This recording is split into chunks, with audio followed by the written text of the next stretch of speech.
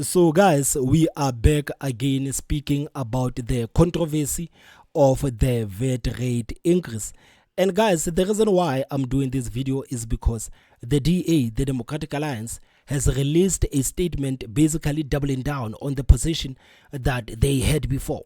The DA says that they are not going to support the ANC on any VAT rate increase. This is the position that the DA has decided to take. So we know for a fact that ANC is very pissed off with the DA right now. They are not happy with how the DA is conducting its business, and the sources close to the president are saying that the president's patience is wearing very thin with the Democratic Alliance, because Cyril Ramaphosa just wants the DA to play ball, and the DA says no, we are not going to play ball.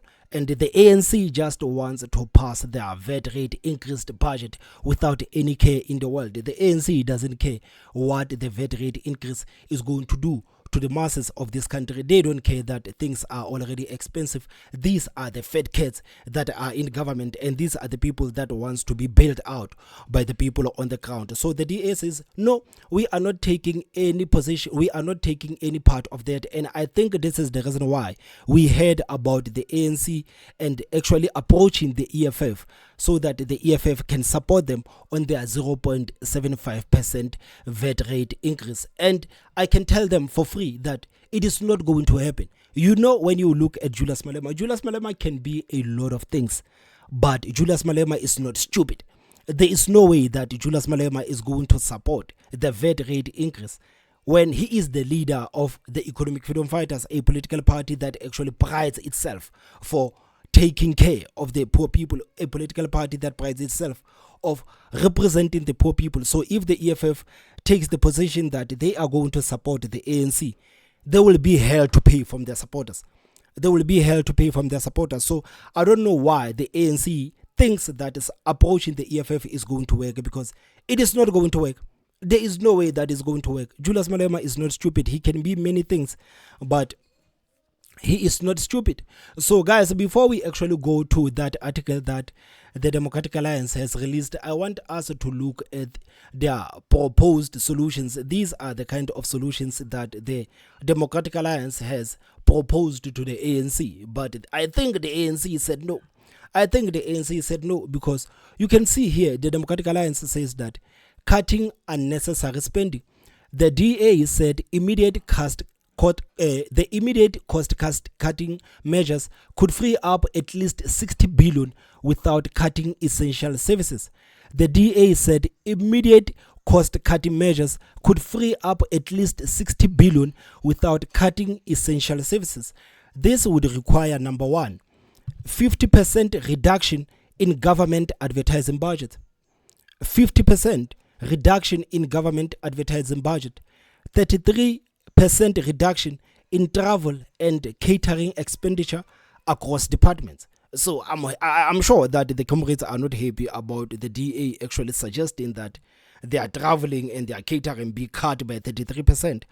But this is what the Democratic Alliance is proposing: 50% reduction in government advertising budget, 33% reduction in travel and catering expenditure across departments, hiring freeze for all non-essential governments for 12 months, hiring freeze for all non-essential government positions for 12 months, a national audit of ghost employees. And I think this is where a lot of money is lost. And this is something that the ANC, one day, they will actually have to be held accountable for. They will have to answer about this thing of the ghost employees. The DA says a national audit of ghost employees following the BRASA audit that uncovered approximately 10% of their workforce didn't exist. Just imagine, guys, 10% of the workforce of the BRASA didn't exist, but the salaries were getting paid. The salaries were getting paid. So the DA says cut. And this is what the ANC is saying. You know, this clip never gets old for me. I don't want to lie, guys. This clip never gets old for me. So the DA has proposed all of those measures and saying, guys, maybe this is where we need to cut, because here the DA says it can save at least 60 billion. It can save at least 60 billion. But the ANC's response to that, it is this. As the ANC, we wouldn't agree that certain things, of course, there will be changes, but must be done away with. Like others say, the DA says, cut, cut, cut, cut. We don't believe in cutting. And the minister is caught between the rock and the hard place. Austerity this side, and then on the other side, where are you going to generate enough financial resources to fund what is required by this budget? So maybe if you guys could actually consider cutting, maybe you would have the money. But like Fikile Mbalula said, the ANC does not believe in cutting.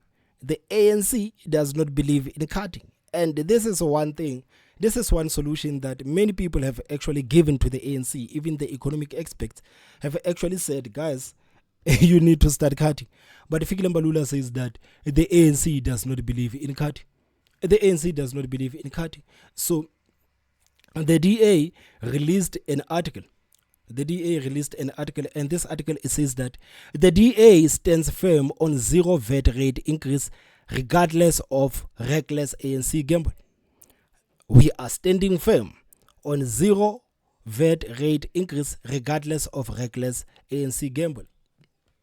So the article says that it is a shame that the ANC is willing to risk South Africa's economic stability in a desperate attempt to force a tone-deaf 0.75% VAT rate increase down the throats of South Africans. It is a shame that the ANC is willing to risk South Africa's economic stability in a desperate attempt to force a tone-deaf 0.75% VAT increase down the throats of South Africans. Just as the ANC refused to listen to objections from its coalition partners in the lead up to its failed February budget, the ANC now refuses to cut the VAT. This is what Fikile Mbalula said. We don't believe in cutting. The ANC refuses to cut the VAT. Instead, the formerly pro-poor ANC continues with its campaign to increase VAT. This when we all know that resilient South Africans across the board are stretched to breaking point.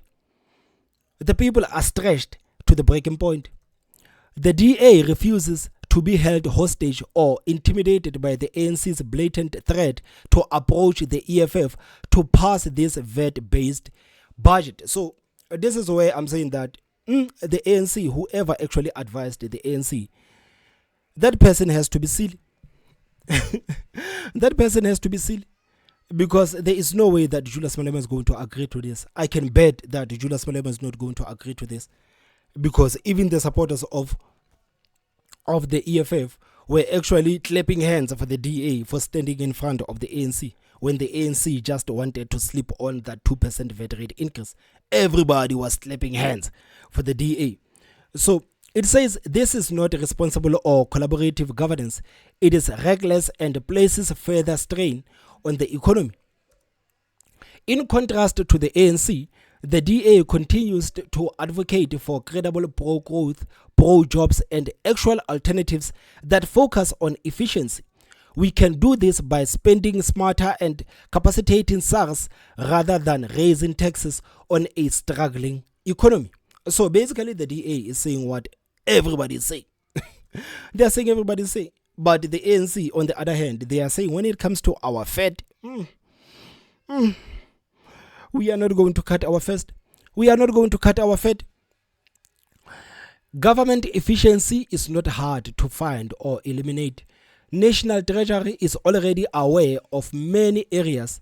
In 2020 supplemental budget to address a national emergency, Treasury temporarily stopped allocating resources to programs with a history of poor performance. Contrary to the ANC's false narrative, we don't have a revenue problem. It's a problem of a political will. So that the DA says that, contrary to the ANC's false narrative, we don't have a revenue problem. It's a problem of a political will. The last sentence says that the DA stands for responsible financial leadership that does not sacrifice the future of our nation for short-term political gains. Our message to a backdoor ANC and EFF deal is, do your worst, we will do our best. Do your worst, we will do our best. So I know that for some reason, man, the Democratic Alliance is hoping that the EFF agrees with the ANC. But everybody knows that if the EFF agrees with the ANC, it's done with the EFF politically. There is no way that they are going to recover. It's done for them politically.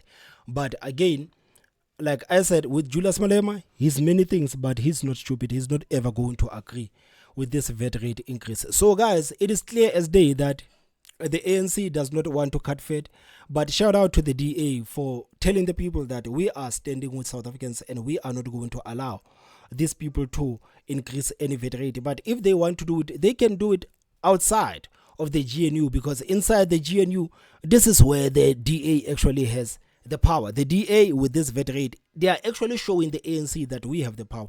The ANC has been wielding their power through NHI, through the Bella Bell, through the Land Expropriation Act. The ANC has been bulldozing the DA when it comes to those issues. But now, this issue of VAT, no.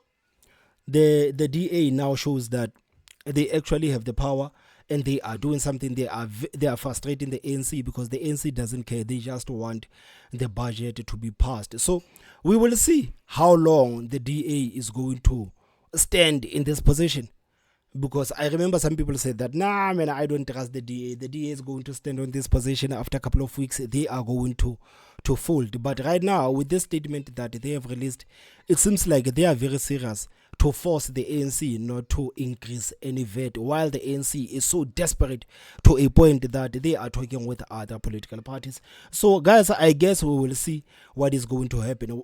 Please tell me what you think in the comment section. Don't forget to hit that like button, the most important part. Subscribe. My name is Thomas Mabaso. I will see you next time. Bye bye.